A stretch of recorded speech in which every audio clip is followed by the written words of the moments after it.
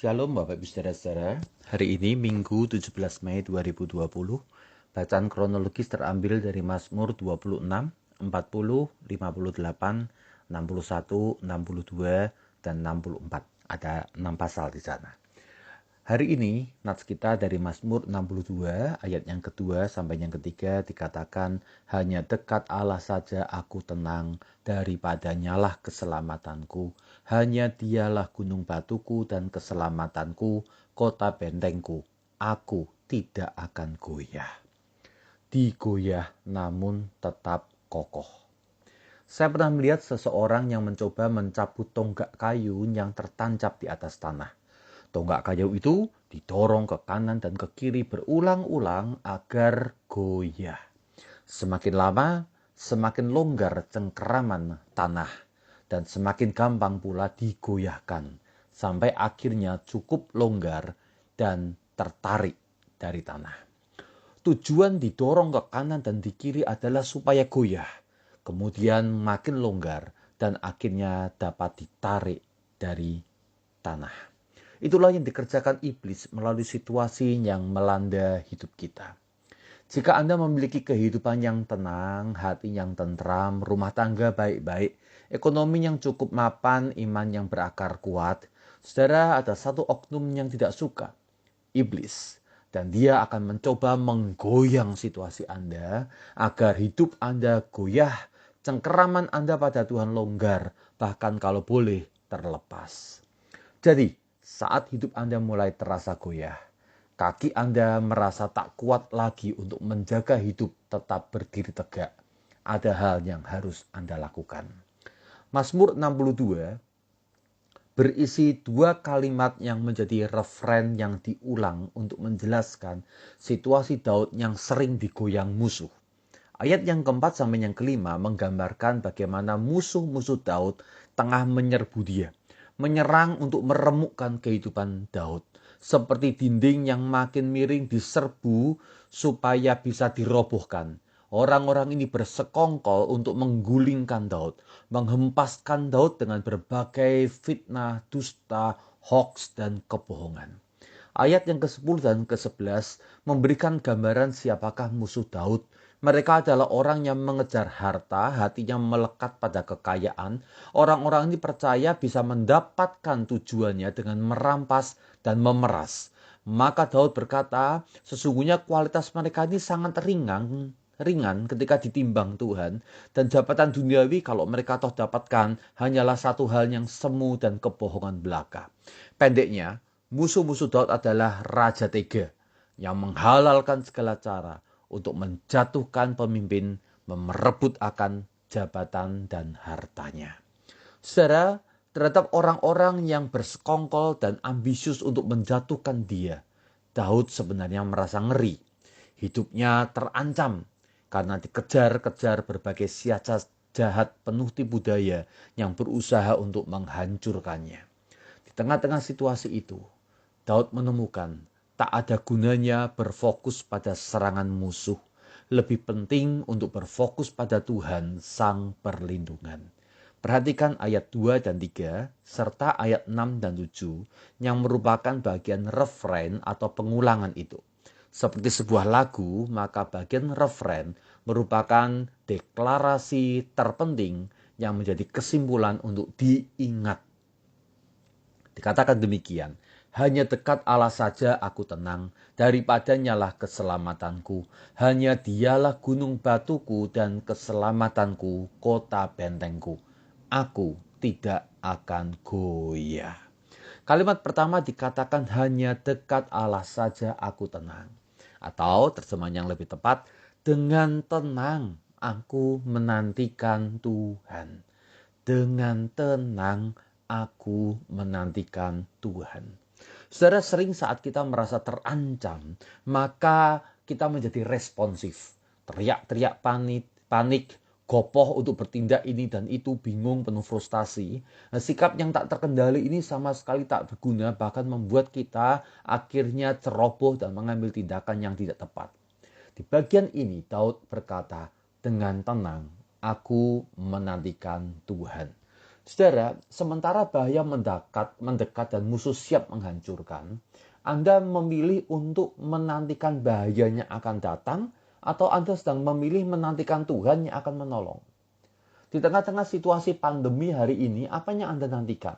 Apakah Anda sedang menantikan, wah ini bahaya ini, wah ini masalah ini, wah ini kita nggak punya uang ini, wah nanti bisa ribut ini. Atau Anda menantikan Tuhan yang siap menolong di tengah-tengah kesulitan. Ingat, pikiran Anda menentukan Anda akan sadar datangnya bahaya atau sadar ketika pertolongan Tuhan itu datang. Mana yang Anda pilih? Mana yang Anda nantikan di hari-hari ini? Anda sedang menantikan bahaya atau menantikan Tuhan? Daud berkata, saya menantikan Tuhan dengan tenang. Mengapa demikian? Karena saudara-saudara ayat yang ke-9 misalnya dikatakan, percayalah kepadanya, curahkan isi hatimu di hadapan Allah. Dan sementara Daud berdoa kepada Tuhan, Anda melihat Mazmur 62 ini ditutup dengan ayat 12 dan 13, sebuah kalimat yang bagus dan penting sekali. Dikatakan demikian, Daud seolah-olah bersaksi bahwa setelah dia menaikkan doa kepada Tuhan, maka ia mendengar bisikan Tuhan di dalam hatinya yang berkata, pada Tuhan ada kuasa, pada Tuhan ada kasih setia. Tuhan sanggup untuk menolong dan Tuhan bersedia untuk melepaskan dia dari persoalannya. Haleluya. Saudara berdoalah, nantikan dia. Nah, sebentar Anda berdoa, saya yakin Tuhan akan memberikan bisikannya yang lembut. Satu kali dia berfirman, dua hal didengarkan. Bagaimana Tuhan berkuasa dan pada Tuhan ada kasih setia. Kalimat kedua dari referen ini berkata, dialah gunung batu dan benteng keselamatanku. Daud sangat menyukai gambaran Tuhan sebagai gunung batu perlindungan dan sebagai kota benteng atas hidupnya. Seperti seorang yang sedang dikejar musuh di padang gurun, Daud menggambarkan dia akan berlari dengan segera masuk ke benteng pertahanan, ke bunker perlindungan, ke gunung batu penjagaan. Di kesempatan berikutnya saya akan menjelaskan dengan lebih detail apa artinya Tuhan sebagai gunung batu dalam bahasa Ibrani sur. Yang jelas, hari ini kita belajar sekali pelarian itu atau orang yang dikejar itu masuk ke gunung batu perlindungan atau masuk ke benteng, musuh akan berhenti mengejar. Mereka tidak berani untuk menyerbu akan benteng itu.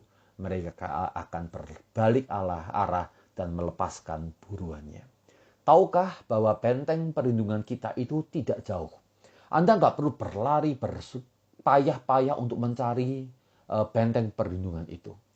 Sebenarnya, saat Anda memejamkan mata, Anda tinggal tenang di hadirat Tuhan dan menantikan dia, maka benteng surgawi itu seketika turun melingkupi Anda, memberikan rasa aman dan mengokohkan Anda sehingga tidak goyah. Perhatikan ayat 8-9 dikatakan demikian. Tuhan itu keselamatan.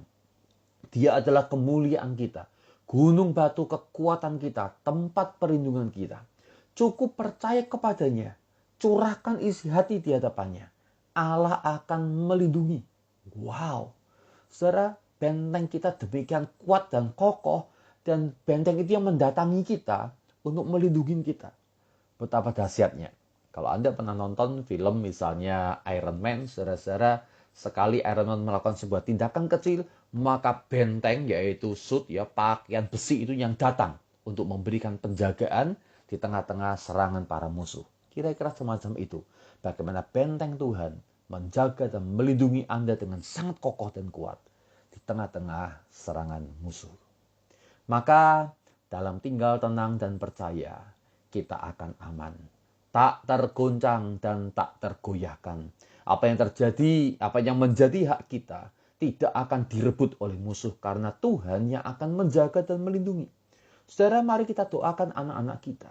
Nggak perlu kau khawatirkan mereka. Doakan biar benteng Tuhan menjaga mereka. Doakan rezeki dan pekerjaan kita. Doakan masa depan kita. Supaya setiap janji Tuhan tidak direbut oleh musuh tapi tetap tergenapi. Karena kalau Tuhan yang menjaga dan membentengi, janji itu tetap akan terjadi atas kita. Doakan keutuhan keluarga kita. Doakan dengan tenang, nantikanlah Tuhan, berlindunglah di benteng perlindungan Allah yang maha tinggi. Jangan cari perlindungan dunia, jangan bersandar pada manusia. Temui Tuhan dalam hadiratnya yang kudus. Dan hidup Anda akan kokoh dan tidak goyah. Amin. Mari kita berdoa. Kami datang kepada Engkau, Allah kota benteng kami, Allah gunung batu perlindungan kami. Bersama Engkau kami tidak akan goyah. Musuh menyerang, suasana mungkin bergoncang dengan sangat keras, tapi kami tidak akan goyah. Tetap teguh bersama Engkau. Engkau yang menjaga dan melindungi kami, anak-anak kami, rezeki kami, janji-janji Tuhan atas kami. Engkau yang jaga sehingga tetap terpelihara sampai akhirnya. Semua rancangan Tuhan tergenapi dalam hidup kami. Kami percaya Tuhan. Di dalam Yesus Kristus, gunung batu kami berdoa. Amin.